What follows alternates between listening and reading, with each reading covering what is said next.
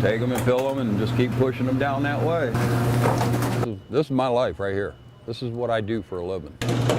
I love it out here. For over 2 decades, from checking pop lines and machines to deep frying food, this trailer is Richard Green's office. We depend on the money that we make out here after overhead and everything else to pay the bills like any other job. Rich works for the company that owns Fisk Fries. He lives in Jackson but travels the country with them for his job as manager.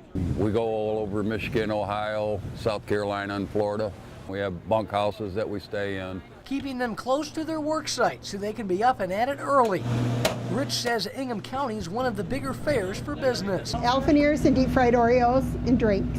The same is true for Marie Bailey, who owns a few stands from the west side of Michigan. I always get excited in the spring to get out here.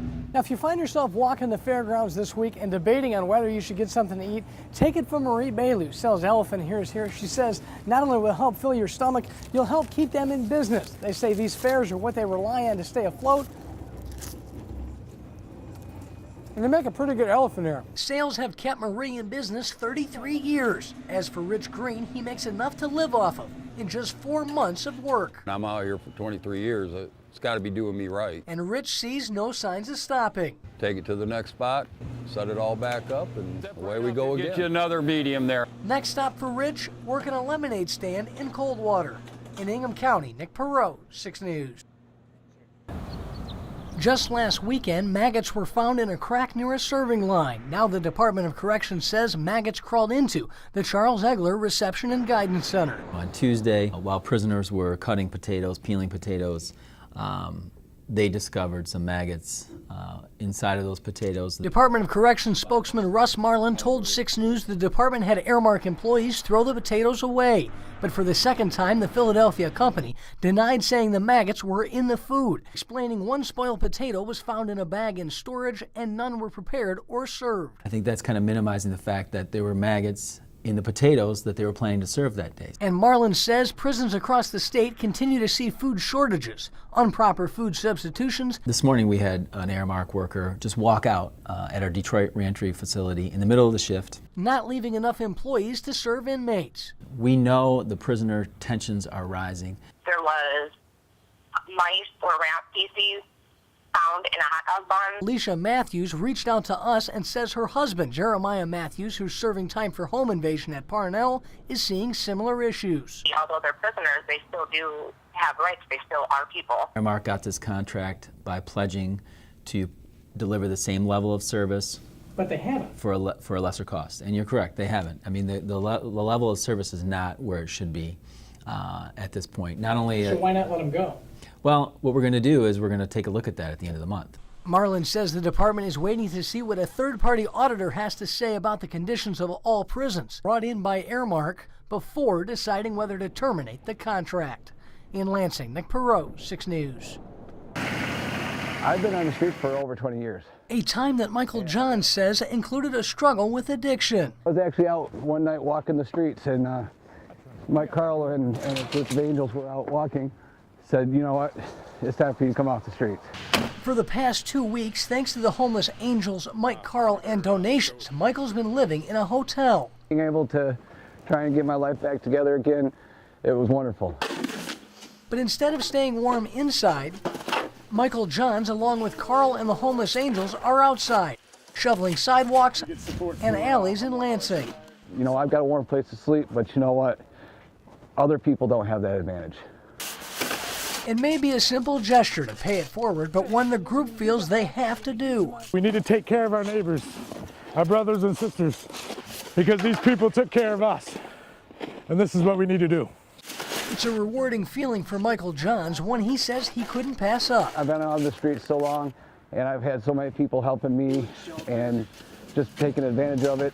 But here, I feel I can give back. And if I go out there and I put myself forth, that will show them that there is still hope out there. Hope that there is a brighter future. We did good. Now we just do more. You just might have to dig down deep to see it. In Lansing, Nick Perot, 6 News. basically at trial, the way I was portrayed, mostly everything was lies. There was a little bit of truth, but mostly I was convicted off of lies. Camilla Gamet was still trying to make her case, even after a jury convicted her in March of first-degree murder for stabbing her boyfriend, Marcel Hill, in the spring of 2012. Gamet claims it was self-defense. I also remember the cries of help that he screamed as you plunged that knife in and out of his body. But as family members read a letter to Gamet, she could be seen rolling her eyes and even laughing. And you're going to shut your mouth or I'm going to have some duct tape put on it. Well, he attacked All right, we'll wait here for a moment so we can get her quiet. No duct tape was found. We have no choice but to send her where she will also die. I can't believe she stands before you doing this morning. Please. Judge John McBain says it's one of the worst cold-blooded murders he's ever seen. I tell you, you gutted him like a fish in that apartment too. You were relentless. You stabbed, you stabbed, you stabbed, you stabbed, you stabbed until he was dead.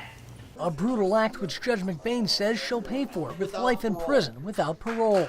Gamet and her attorney understood a life sentence was merely a formality. I understand you have to do what you have to do. I agree with the family. I hope you die in prison as well. You know, if this was a death penalty state, you'd be getting the chair. And the family says justice is served today with a lesson to all. Abuse can come in all forms, regardless of gender. In Jackson, Nick Perot, 6 News. 40 years ago, they did studies and it burned a room in 17 minutes. And now the time is less than 4 minutes for your entire house. And a lot of that is due to the materials that our homes are made of. Well, one of the things that can keep you and your family warm during cold weather and winter months, we're out here in Delta Township inside a mock apartment setting to show you just how fast things can go wrong. Imagine you take a seat after a long day at work, throw some clothes to the side, and show you just how fast things can ignite. With just a few blankets and shirts near a space heater, 30 seconds is all it can take. First smoke, then flames quickly climbing to the ceiling. Now what will happen is that the ceiling's not going to be able to contain all that heat and smoky gases, and so the ceiling itself will actually start to heat up more and then start to ignite on its own smoke and fumes. In just minutes, the room temperature skyrockets. 1,200 through the whole room now? 1,200 degrees, top to bottom in less than 5 minutes, creating a flash or one giant fireball. A room the size of a small apartment can flash, and there's no survivability in this room. Quicker than what I was anticipating, that's for sure. Even this scenario caught firefighter Dustin Hall by surprise. Fires, double in size, every 30 seconds, so response times for us have to be quick, manpower intensive. Hall's on the initial attack team today, responsible for putting out this fireball.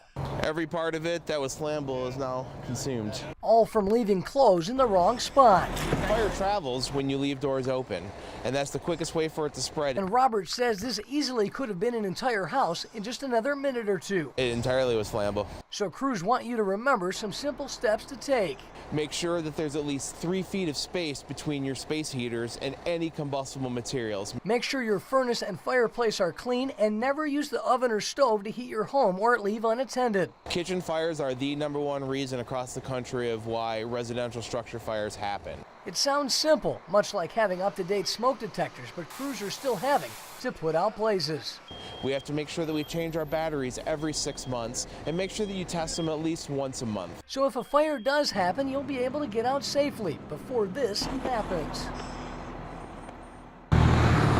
For now, 8 families can continue to drop their children off here at Tina's Tiny Tots in Eaton Rapids for daycare. But tomorrow, that could change. There's very clear standards of what they have to prove. They're not going to be able to prove it here, in my opinion. Tina Hawes wasn't available for comment, but her attorney David Coleman tells us the state didn't follow the proper process to suspend his client.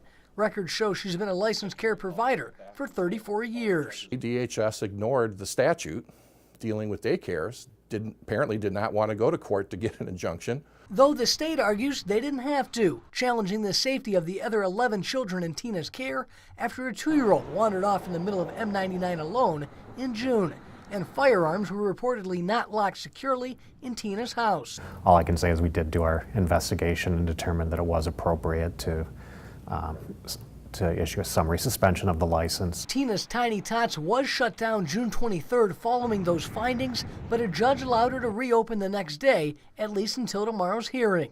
Now, in terms of whether Tina's license will be revoked, a hearing for that has yet to be set, but her attorney tells me in terms of support, she has 7 of the 8 families have written letters saying that they believe in Tina's operation, that her children feel safe there, and that her business should remain open. Under the standards for revoking licenses, you have to have repeated violations, and you do not have that here. Coleman says she's passed all required inspections thus far and should pass this. In Lansing, Nick Perot, 6 News.